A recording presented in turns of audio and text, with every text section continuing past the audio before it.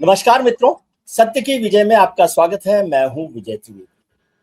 पिछले 2 महीने से करीब करीब चुनावों की मारधाड़ मची हुई थी। देश भर में 5 राज्यों के विधानसभा चुनावों को लेकर हंगामा हो रहा था। राजनीति गहमा गहमी थी, गर्मा गर्मी थी और खासतौर से पश्चिम बंगाल के चुनावों को लेकर। पश्चिम बंगाल के 2 चरणों का चुनाव हो गया कल और उसके बाद आए एग्जिट पोल। एग्जिट पोल्स ने तो और ज्यादा गर्मी बढ़ा दिया। हालांकि एग्जिट पोल्स जब आ रहे थे और शाम को चुनाव खत्म हो रहा था, वोटिंग का काम खत्म हो रहा था, तब पश्चिम बंगाल में और खास तौर से कोलकाता में अच्छी बारिश हो रही थी, जम के बारिश हो रही थी। क्या कुछ लोग पूछने लगे, ये मौसम बदल रहा है? मौसम बदल रहा होगा कोलकाता का, लेकिन क्या राजनीतिक मौसम भी बदल रहा है? जो एग्जिट पोल्स हैं वो तो ये इशारा कर रहे हैं कि ममता दी के जाने का वक्त आ गया है, विदाई का वक्त आ गया है और भारतीय जनता पार्टी की सरकार बन सकती है। लेकिन अक्सर ऐसा देखा जाता है कि एग्जिट पोल हमेशा सही हो, वो नहीं हो रहा। पिछली बार के 2021 के चुनावों के भी मैं एग्जिट पोल्स देख रहा था, तो उसमें से 3-4 ने भारतीय जनता पार्टी की सरकार तब भी बनवा दी थी। लेकिन आज हम इस पर बहस नहीं करना चाहते एग्जिट पोल सही होंगे कि गलत होंगे।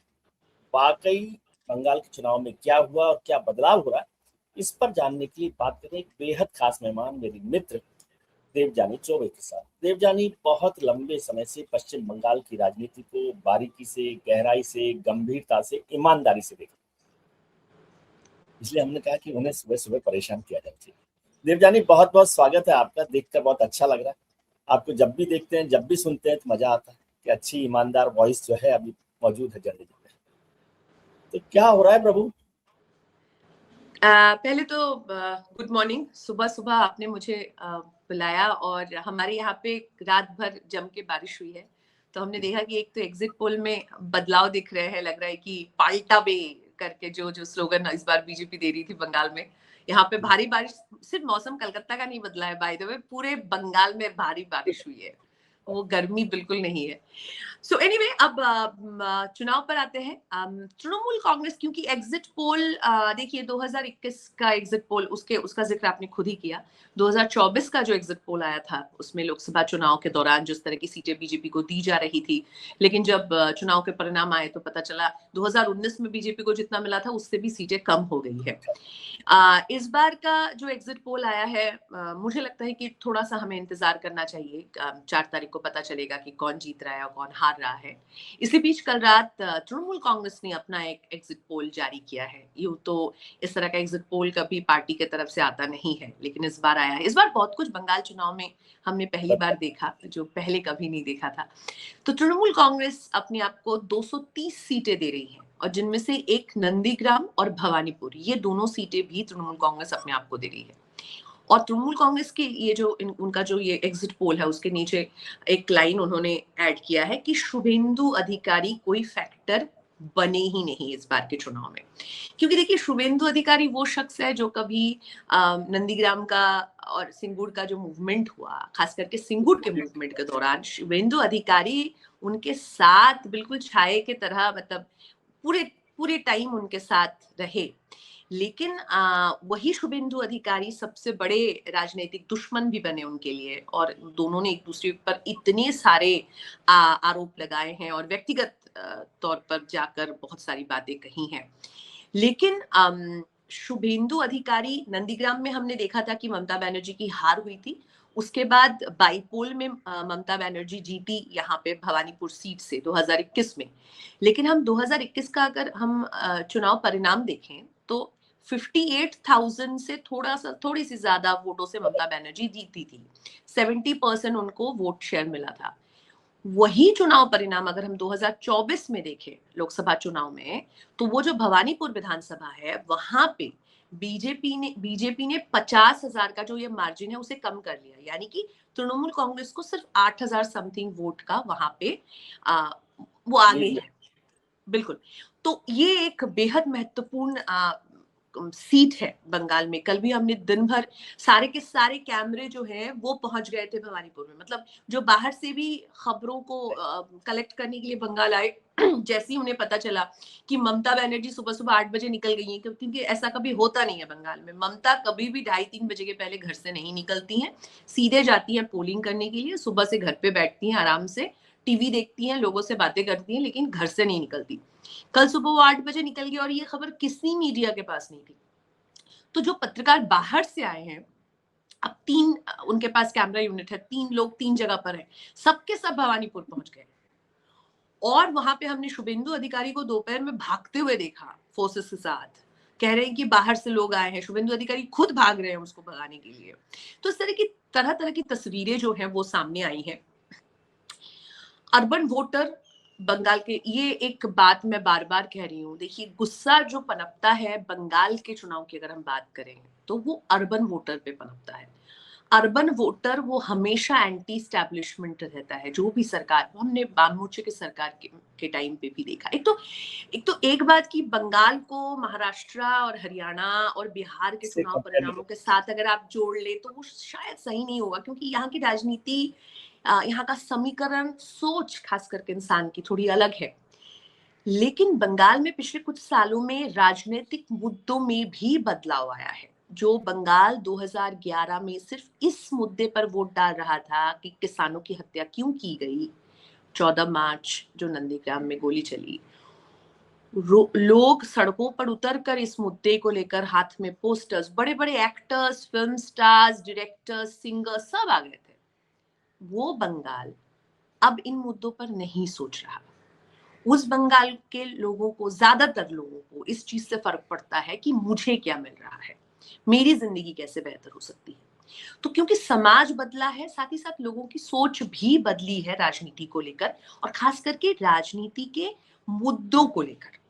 तो इस बार का चुनाव जो है वो बिल्कुल दूसरे चीजों पर हुआ है, जबकि होना चाहिए था नौकरी को लेकर, होना चाहिए था कि किस तरह से बेटर इंफ्रास्ट्रक्चर मिल सकता है, किस तरह से हेल्थ एजुकेशन के ऊपर काम हो सकता है। क्योंकि बंगाल में कोविड के दौरान बहुत सारी सरकारी स्कूल बंद हुए हैं, सिर्फ बंगाल में नहीं पूरे देश भर में हुआ है। तो ऐसे बहुत सारे मुद्दे थे, लेकिन मुद्दा वो आरजीकर, मुद्दा एसआईआर, इसी के बीच रह गया। तो जो अर्बन वोटर है उसके अंदर गुस्सा है। अगर कोई कहता है कि एंटी इनकम्बेंसी नहीं है तो गलत है, लेकिन कोई अगर ये भी कहता है कि बहुत जोर की एंटी इनकम्बेंसी है, ये भी गलत है। एक मिक्स एंटी इनकम्बेंसी है, और उसका सबसे ज्यादा असर शहरों में दिख रहा है। क्योंकि गांव में ये जो हिंदू मुस्लिम की पॉलिटिक्स है, ये गांव में उस तरह से नहीं शायद पहुंच पाया है जितना शहरों में पहुंचा है। शहरों में बिल्कुल इस बारे में चर्चा हो रही है, लोग बात कर रहे हैं, लोगों का अपना अपना ओपिनियन है इन चीजों को लेकर, और इस तरह के ओपिनियन है जो हमने कभी बंगाल में पहले देखा नहीं था। बाय द वे, ये बहुत नया एक राजनीति है बंगाल के लिए। और जो कहा जाता है एकदम पढ़े लिखे बंगाली वो बहुत ज्यादा एकदम सेकुलर होते हैं, उनमें भी डिवीजन हुआ है। बहुत बड़ी नौकरी करते हैं, बहुत अच्छे जगह से पढ़ाई की है, जादवपुर या प्रेसिडेंसी जगह जैसी यूनिवर्सिटी से पढ़ाई की है, लेकिन हिंदू मुस्लिम की बातें कर रहे हैं, ये भी हुआ है। लेकिन ये भी एक चीज मैंने नोटिस की है कि ये जो डिस्कशंस है ना, ये बहुत ज्यादा पुरुषों के बीच हो रहे हैं, ये हिंदू मुस्लिम पॉलिटिक्स इस तरह की। अर्बन महिला को अपनी सेफ्टी से मतलब है। आरजीकर अर्बन महिला के लिए एक मुद्दा बना, बिल्कुल बना, और उन्होंने वोटिंग भी की है इस इशू पर। सिर्फ महिलाओं नहीं, पुरुषों ने भी की है। आरजीकर में जो हुआ, इस बात से जितना ज्यादा गुस्सा है, उससे भी ज्यादा गुस्सा इस बात का है कि सरकार ने इस पूरी चीज को हैंडल किस तरह से किया, वो लोगों को अच्छा नहीं लगा। लेकिन इसका असर रूरल बंगाल में नहीं, और रूरल ममता का एक्स फैक्टर है। अगर वो महिला वोटर जो गांव में रहती है वो इस बार भी ममता के साथ खड़ी होती है, तो ममता के लिए जीत बहुत दूर नहीं है। और साथ ही साथ मुसलमान वोट, क्योंकि देखिए ऐसा कुछ फिलहाल दिख नहीं रहा है जिसकी वजह से मुसलमान वोट बढ़ जाएगा। अगर कांग्रेस और लेफ्ट, क्योंकि ये भी कहा जा रहा है कि इस बार लेफ्ट का वोट परसेंटेज बढ़ेगा, शायद बढ़ेगा इस बार, लेफ्ट खाता भी खोल ले, लेकिन इतना बड़ा मुस्लिम वोट अगर लेफ्ट के पास चला जाता है, वो मेरे लिए बहुत ही आश्चर्य की बात होगी, क्योंकि ऐसा कुछ हुआ नहीं है कि मुसलमान वोट तो देखेंगे कि लेफ्ट के साथ जाने में क्या फायदा है या नहीं। लेकिन मैं आपसे 3 स्पेसिफिक सवाल करना चाहता हूँ देवजानी। एग्जिट पोल को छोड़ दीजिए, एग्जिट पोल जो होंगे नहीं होंगे, देवजानी का एग्जिट पोल क्या कहता है। उसमें पहला सवाल है कि भवानीपुर, आपने कहा टीएमसी ने अपना एग्जिट पोल में कहा कि शुभेंदु अधिकारी कोई इशू ही नहीं है, चर्चा ही नहीं, जबकि शुभेंदु अधिकारी ने पिछली बार नंदीग्राम में ममता को हराया, वो तो ठीक है, खुद नंदीग्राम से लड़े, और हेड ऑन करने के लिए वो इस बार भवानीपुर भी पहुंच गए। तो क्या भवानीपुर ममता बनर्जी के लिए सुरक्षित सीट है इस नतीजे के लिए? क्योंकि अमित शाह ने कहा था अपील में कि आप भवानीपुर हरा दीजिए ममता को, बंगाल अपने आप जीत जाएगी। मुझे लगता है भवानीपुर अगर हार भी जाती है तब भी दूसरी जगह पे जीत सकती है। भवानीपुर टफ सीट है, कोई दो राय नहीं है इसमें। भवानीपुर काफी टफ सीट है क्योंकि भवानीपुर का जो पॉपुलेशन है वो एक मिक्स पॉपुलेशन है। भवानीपुर में अगर जाकर आप लोगों से बात करेंगे तो वहां पे लोग बीजेपी की बात कह रहे हैं, और वहां पे शुभेंदु अधिकारी को देखकर वोट नहीं डालेंगे लोग। शुभेंदु अधिकारी वहां के हैं ही नहीं।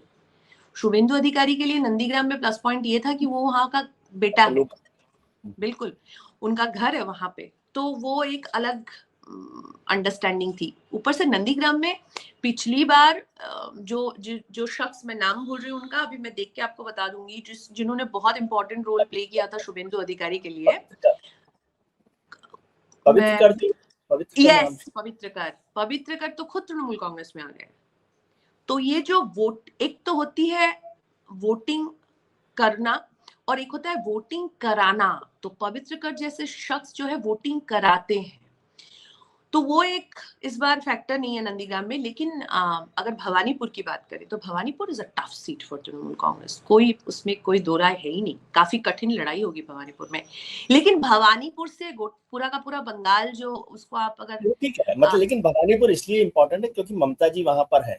इससे भले ही नतीजा ना बदले, लेकिन वो तो एक माहौल बनाने के लिए भी अमित शाह जी कह सकते हैं। लेकिन आप कह रहे हैं कि मुख्यमंत्री के लिए जो सीट टफ हो जाए, तो ये भी अपने आप में बड़ा मैसेज है ना। देखिए, शहरों में, जैसा मैं कह रही हूँ कि शहरों में एक गुस्सा तो पनपता है, और शहर जो है, बीजेपी को अब तक शहरों में वोट अच्छे नहीं मिले थे। तो ये दूसरे चरण का चुनाव जो है वो बेहद महत्वपूर्ण है, क्योंकि बीजेपी को यहाँ पे बेहतरीन प्रदर्शन करना पड़ेगा। 7 जिलों में वोटिंग हुई है 2021 में, 7 से 4 जिलों में बीजेपी को 0 सीट मिले थे। तो उसमें कलकत्ता की सीट बहुत सारे इस बार जो है वो बीजेपी वहां पे बहुत कोशिश कर रही है, और यही वजह है कि जितने भी बड़ी बड़ी रोड शोज हुए हैं ये इन्हीं इलाकों के बीच हुए। और यहाँ पे भवानीपुर में तो एक बहुत बड़ा वोटर जो है वो नॉन बंगाली है, तो मोदी जी वहां पर आकर हिंदी में बात करते नजर आए, बार बार बात करते नजर आए, अमित शाह भी। तो वो एक फैक्टर है, और भवानीपुर डेफिनेटली टफ सीट है तृणमूल कांग्रेस के लिए। दूसरा कि महिलाएं जो है, एम फैक्टर जो है, 4 एम वहां पर चल रहे थे, ममता, मोदी, मुसलमान, महिला, 4 एम है। तो महिला जो है वो अभी तक ममता जी का सबसे कोर फैक्टर माना जाता है, कोर वोटर माना जाता है। 50% वोट करीब करीब मिला।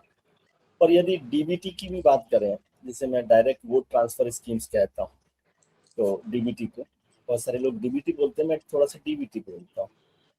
तो वैसे तो बंगाल में वी बीच जैसे ही चलेगा।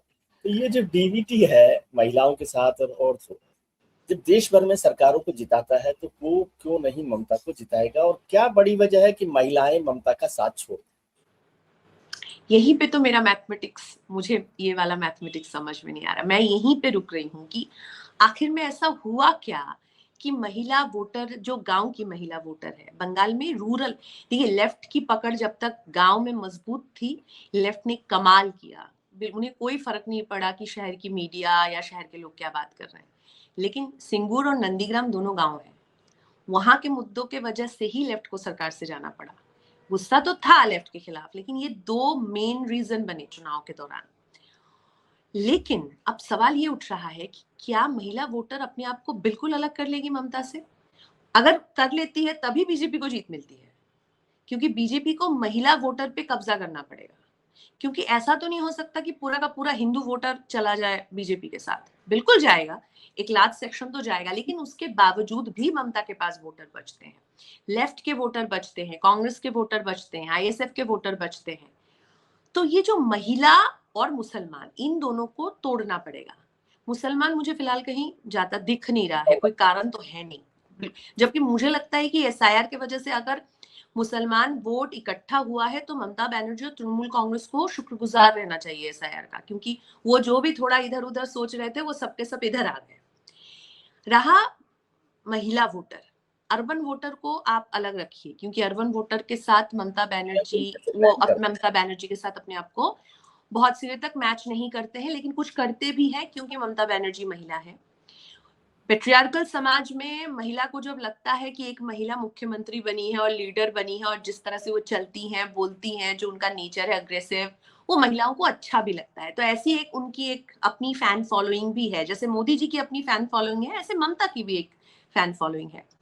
अब जो ये गांव की महिला है जिसको लक्ष्मी भंडार का पैसा मिला, और एक दिलचस्प बात ये भी है, आप ये नहीं कह सकते कि सिर्फ तृणमूल के लोगों को पैसा मिला। आप बिल्कुल गांव में सर्वे करा लीजिए, आपको पता चल जाएगा जो बीजेपी का कार्यकर्ता है उसके घर के महिलाओं को भी मिला, जो लेफ्ट का कार्यकर्ता, जो नेता है, उसके घर के ही लोगों को मिला है। तो इसमें किसी को कोई अलग नहीं रहा, ऐसा नहीं कि इसको मिला उसको नहीं मिला, सबको मिला।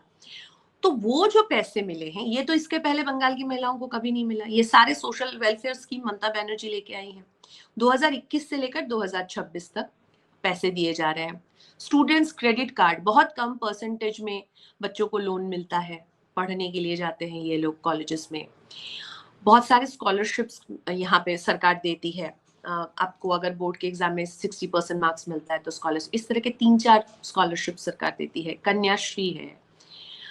उसके बाद अभी नया एक और जुबो साथी, जो आपके पास अगर नौकरी नहीं है तो आपको एक पैसा दिया जाएगा। तो ये जो महिला गांव की है, उसे इस बात से फर्क नहीं पड़ता कि आरजी घर में क्या हुआ है। उसे इस बात से फर्क पड़ता है कि मेरे घर में चूल्हा जलेगा या नहीं। उसे इस बात से फर्क पड़ता है कि मुझे खाना मिलेगा नहीं, मैं अपना घर कैसे चलाऊंगी। तो उसकी उसके लिए प्रायोरिटी जिंदगी के कुछ और है।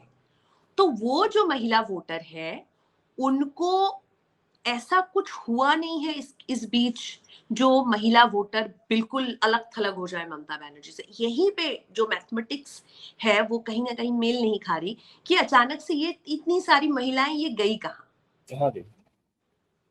तो अब एक और सवाल, एसआईआर की बात तो हो गई।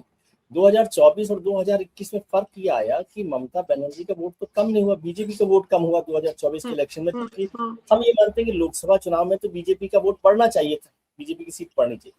तो जो विधानसभा के बाद लोकसभा चुनाव में बीजेपी कम हो जाती है, तो वो लोकसभा से अगले विधानसभा चुनाव में क्यों बढ़ जाएगी?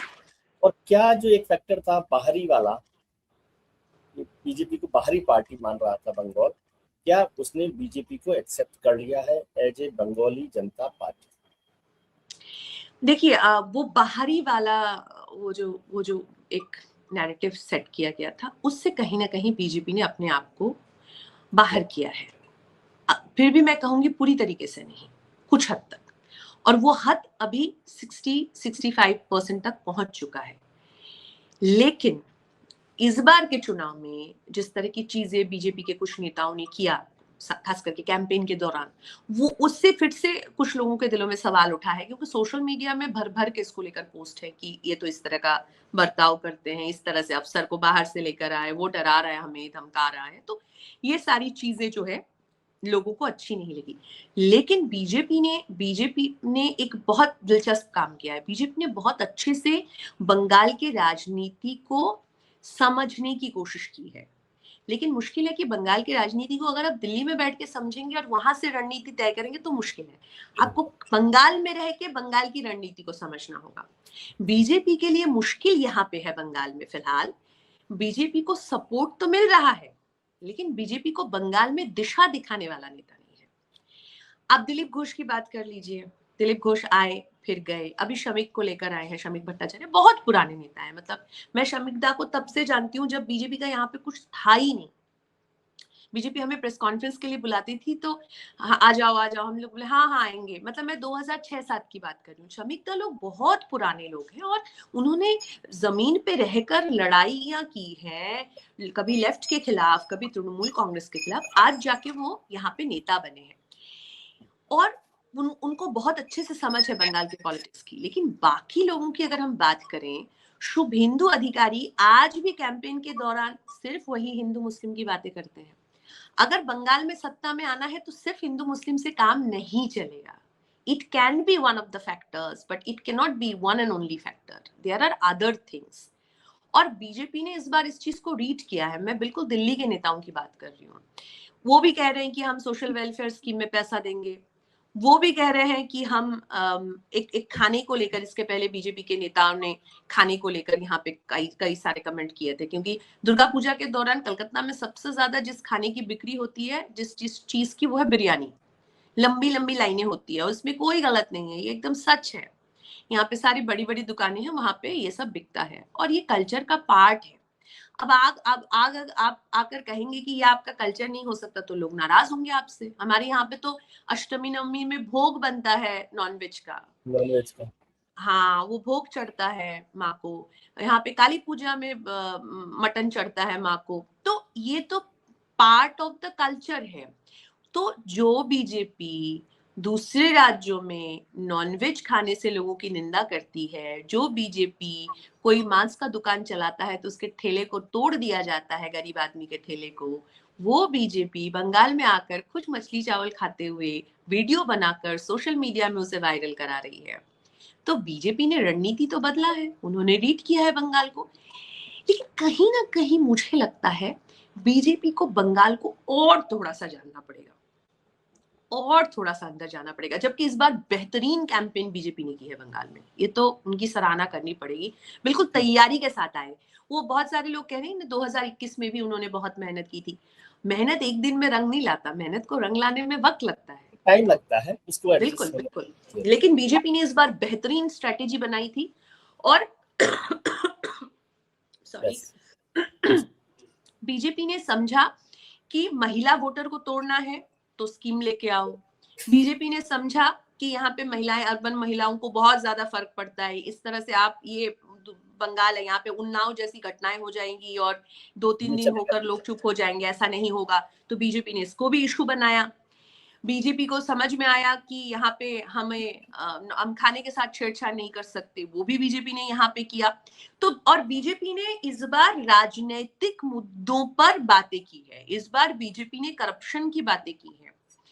इस बार बीजेपी ने कहा है कि हम आएंगे तो करप्शन खत्म। वो बात की बात है कि क्या खत्म करेंगे या करप्शन और 5 गुना बढ़ेगा, वो बात की बात है। और देखिए एक फैक्टर ये भी है कि बीजेपी को बंगाल में लोगों ने कभी देखा नहीं है पहले।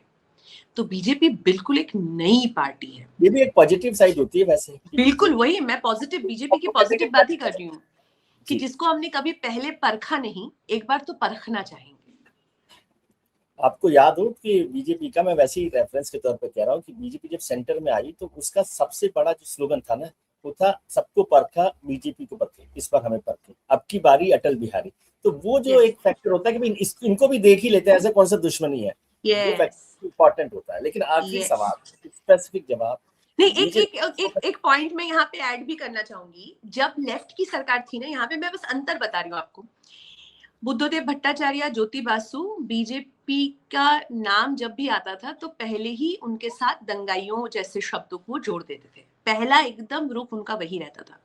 लेफ्ट ने जब भी बीजेपी के बारे में यहाँ पे बात की तो बिल्कुल उन्हें एकदम अलग ही कर दिया राजनीति से, क्योंकि उनका यही कहना था कि ये यही करते हैं। लेकिन ममता बनर्जी के जमाने में ये थोड़ा थोड़ा करके ये बढ़ते जाए, इनका पावर बढ़ता रहा। और ये एक दिन का काम नहीं है। बीजेपी मतलब जो यहाँ पे राष्ट्रीय स्वयंसेवक संघ है, यहाँ पे बहुत सालों से काम कर रही है, तो धीरे धीरे बढ़े हैं। आखिरी सवाल बहुत स्पेसिफिक कि बीजेपी का स्लोगन या बीजेपी ने कैंपेन किया कि 4 मई दीदी गई। 4 मई तो आने वाली है, क्या दीदी जाने वाली है?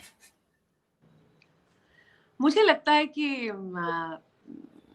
एक्चुअली अब ना हमारे पास चर्चा के लिए कुछ बचा नहीं है। मुझे लगता है कि 4 तक इंतजार करना चाहिए हमें। हाँ, मतलब गई, देखिए एंटी इनकम्बेंसी है क्या, इतनी मैसिव एंटी इनकम्बेंसी है कि सरकार गिर जाए, ये थोड़ा सा देखना पड़ेगा। अच्छा रहा। और राजनीति में चमत्कार होता है। और जैसे हम कहते हैं कि कोई इनविंसिबल भी नहीं है, बिल्कुल नहीं। जब ममता आई थी तब लगा था कि ममता को कोई नहीं हरा सकता। जब लेफ्ट थी 2006 में, मुझे याद है मैंने पत्रकारिता, मतलब मेरी पहली जॉब, मैं ऑफिस में गई हूँ और रिजल्ट आ रहे हैं 2006 के, मैंने खुद वहां पे खड़े होकर बोला क्या ये लोग कभी नहीं हारेंगे। 235 सीटें, 294 में से 235 सीटें लेफ्ट की थी और 11 में गायब। ममता आ सकती है, वो फर्स्ट अटेम्प्ट था, फिर 2011 में आई। चलिए देवजानी, बहुत अच्छा लगा। सुबह सुबह मैंने आपको परेशान भी किया, लेकिन आपसे नहीं सर, ये तो हमें अच्छा लगा आपसे बात करके। है ना। बहुत, और मैंने तो आपके साथ काम किया है, मैंने तो आपके अंडर में काम किया है। मैं कहता हूँ कि बहुत अच्छा काम करते हैं। लोगों को समझ में आना चाहिए देवजानी बहुत सीनियर जर्नलिस्ट है, ये सब मत समझिए कि मेरे साथ काम करना है। बहुत बहुत शुक्रिया देवजानी, थैंक यू।